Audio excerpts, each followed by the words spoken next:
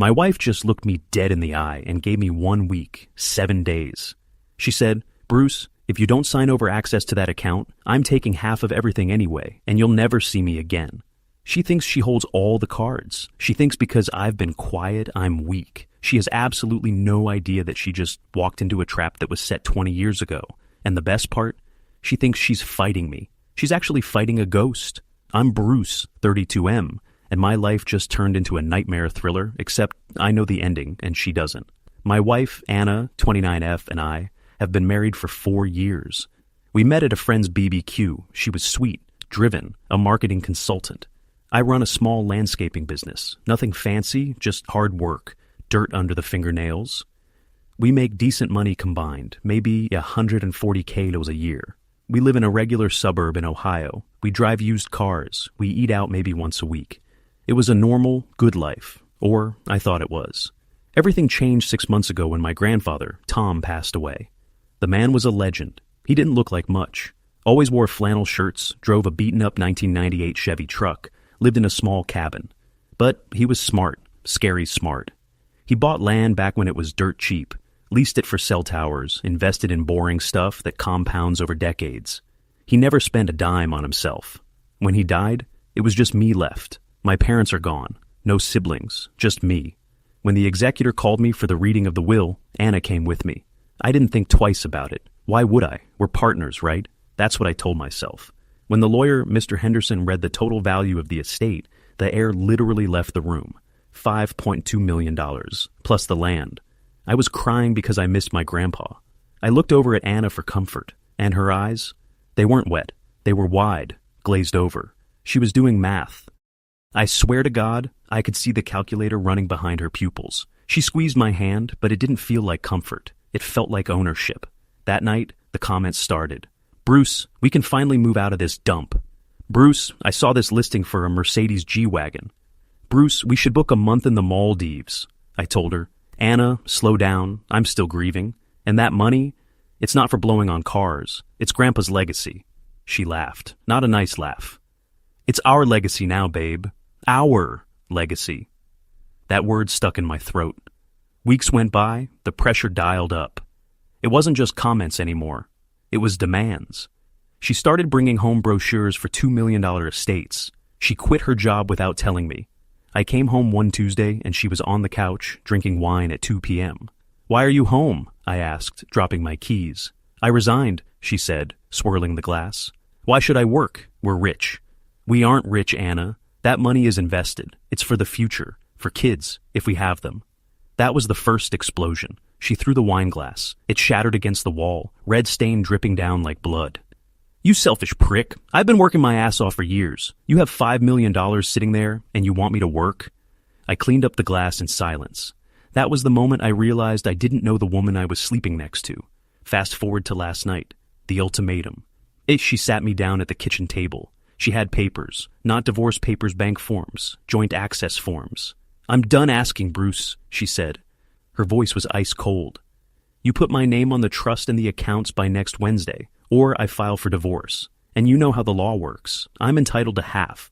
Since you got it while we were married, it's marital assets. So you can give me access now and we stay married, or we divorce and I take $2.6 million and leave you miserable. Your choice." She smirked. She actually smirked at me. She thought she had me cornered. She thought I was just a dumb landscaper who didn't understand the law. Here is what Anna doesn't know, and this is the part that keeps me from screaming. My grandfather, Tom, he was paranoid. He hated gold diggers. He watched his own brother lose the family farm to a woman who took him for everything in the 90s. So Tom set up a generational wealth trust, an irrevocable dynasty trust. He did this 15 years ago. The terms are brutal. Specifically, there is a bloodline clause. It states that no spouse of any beneficiary can ever, under any circumstances, access the principal or the income. It is explicitly defined as separate property, regardless of when it is received. It is not marital property. It never hits my personal bank account. It goes from the trust to vendors directly for approved expenses. Or, I get a small stipend that is legally considered a gift, not income. Mr. Henderson, the lawyer, explained this to me privately after the main reading. He said, "Bruce, your grandfather knew you have a good heart. He wanted to make sure no one could ever exploit that. If you get divorced, this money doesn't exist to the court. It belongs to the trust, not you. I tried to tell Anna about the structure early on, but she never listened. She just heard 5 million. So I looked at her last night. I looked at the woman I vowed to spend my life with. And I realized she was already gone. She was just a hostage taker negotiating a ransom. You really mean it? I asked, keeping my voice shaky. You'd leave me over money? It's not about money, Bruce, she lied, smooth as silk. It's about trust. If you don't trust me with the money, we have no marriage. The irony. Okay, I said. Give me a week to think about it. Wednesday, she said. Or I call the lawyer. I didn't need a week to think. I needed a week to move my stuff out. This morning, while she was at a spa appointment, paid for with my credit card, the last time that's happening, I called Mr. Henderson. Is the trust airtight? I asked. Bruce, Henderson laughed, a dry, dusty sound. That trust is tighter than Fort Knox. In Ohio, inheritance kept separate is separate. But wrapped in a dynasty trust, she could hire the ghost of Johnny Cochran and she wouldn't get a dime. She'll get half of your checking account and half the blue book value of your 2018 Ford F-150. That's it. I felt a weight lift off my chest, replaced by a cold anger. I'm not going to tell her, not yet. I want her to file. I want her to sit in that mediation room. I want to see the look on her face when she realizes she blew up her marriage, quit her job, and burned her reputation for absolutely nothing. The pain she's causing me, it's real. It hurts like hell to know she never really loved me. But the satisfaction of the trap snapping shut, that's going to be legendary. Update 1, the trap is set. It's been 3 days since the ultimatum. The atmosphere in the house is toxic. Anna is walking around like she's already won. She's looking at penthouses in downtown Cincinnati online, leaving the browser open so I can see. She's talking on the phone to her friends, loud whispers about finally getting what I deserve. I've been playing the part of the beaten husband perfectly. I walk around with my head down. I mumble. I let her think I'm terrified of losing her. Have you called the bank yet? She asked this morning over coffee. I'm working on it, Anna. It's complicated, I said. It's not complicated, Bruce. It's a signature. Don't test me. I almost lost it right there. I wanted to scream, you have no power here. But I held it in. I went to work. I packed my essentials passport, birth certificate, sentimental photos of Grandpa into a box, and locked it in my truck. I met with Henderson this afternoon. He's an old shark. He loves this stuff. He prepared the documents for the disclosure. We let her file, Henderson said, tapping his pen on the mahogany desk.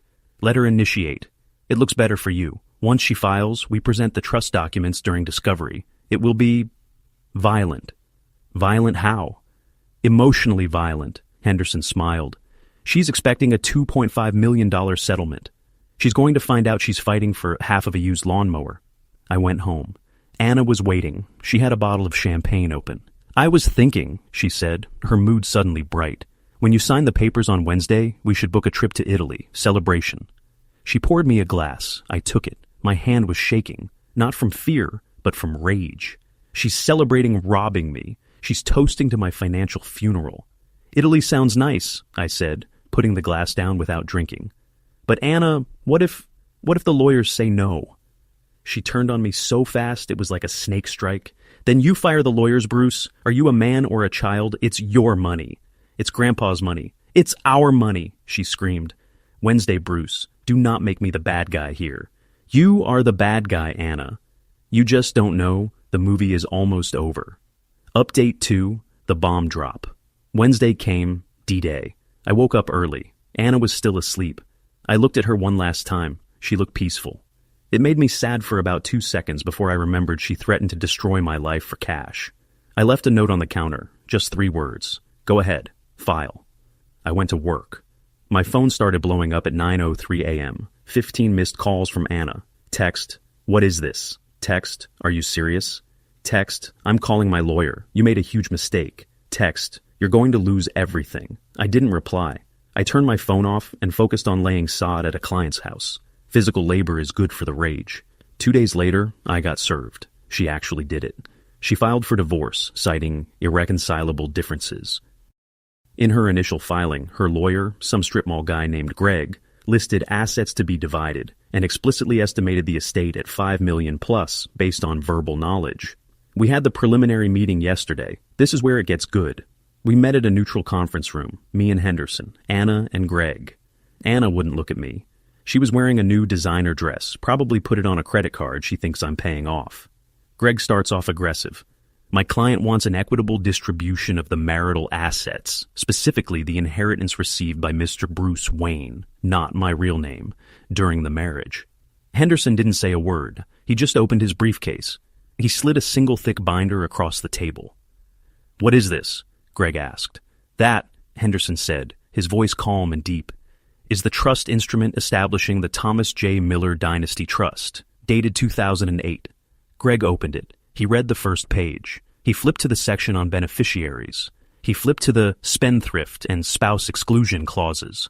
I watched Greg's face. He went from arrogant lawyer to oh crap in about 30 seconds.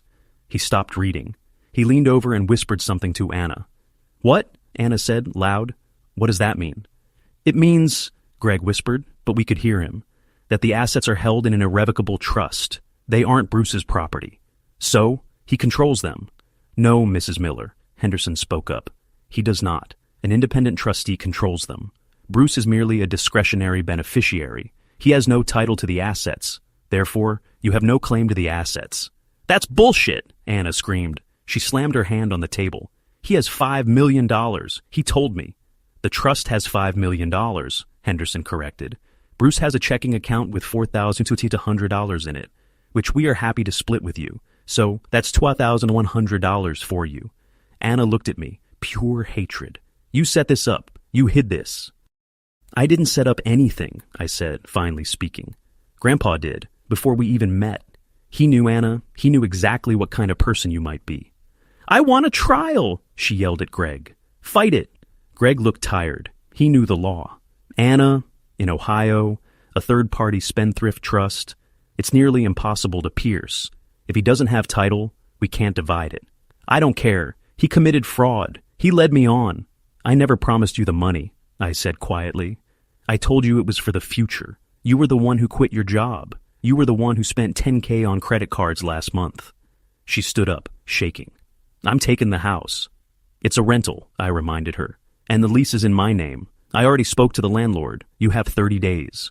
She looked like she was going to vomit. The reality was crashing down on her. No millions, no penthouse, no G-Wagon. Just her, unemployed, with a massive credit card bill, which is marital debt, sure, but I can pay my half. Can she pay hers?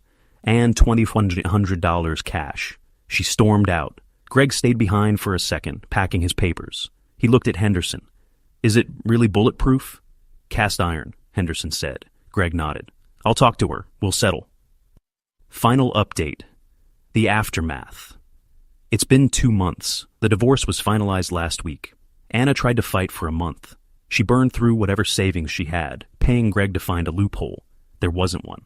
Grandpa Tom had locked that money up so tight, not even God could get it out without the trustee's permission. In the end, she walked away with $2,100 from our checking, half of our 401k, which was like $15K total, so she got $7.5K. Her 2016 Honda Civic, $12,000 in credit card debt, her half. Since she had quit her job, she tried to ask for alimony. The judge laughed, literally chuckled. "You are 29, healthy, and have a master's degree. Go get a job." Alimony denied. I saw her moving out. Her parents came to help. Her dad glared at me. I walked out to the driveway. "Don't look at me like that," I told him. "She gave me an ultimatum. She chose money over me. She just bet on the wrong horse." He didn't say anything. He just threw a box in the truck. I think he knew. I'm living in a new place now, a small house I bought. Well, the trust bought it as an investment property and allows me to live there as a caretaker. Perfectly legal. It's quiet. I miss the idea of her. I miss the first 2 years of our marriage. But I don't miss the woman who looked at me with dead eyes and demanded a payout. Grandpa Tom saved my life from the grave. Last night, I went out to his plot. I brought a cheap beer, the kind he liked. I poured a little on the grass. "You were right, old man," I said. "You were right about everything. I'm 32. I'm single. I have a business to run. And I have a safety net that ensures my kids, if I ever find a woman who actually loves me, will be taken care of. The best revenge isn't screaming. It isn't fighting. It's watching someone try to break you and breaking themselves against your shields instead. She's gone. I'm free. And the trust is still standing." Edit. To everyone asking. Yes, she tried to call me last night. Drunk, crying. saying she made a mistake and the stress made her crazy. I didn't say a word. I just blocked the number. Access denied permanently.